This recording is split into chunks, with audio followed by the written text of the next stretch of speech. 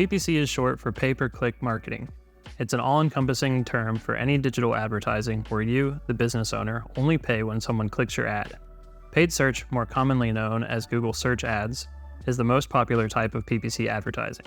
These types of ads appear on Google search results pages, at the top of the page, or among other search results, putting your business in front of potential customers while they're actively searching for the product or service that you provide. If you are not actively running ads, your competitors that are running ads will show up first. Facebook and Instagram ads are another type of pay-per-click advertising. With these, your ads drive traffic to your website by showing to people while they're browsing social media. And remember, you only pay when people click. Other types of digital advertising may function on a different cost method, such as cost per 1,000 impressions, but to keep things simple, we use PPC as a general term for most digital advertising. Schedule a demo today to learn how PPC advertising can help you.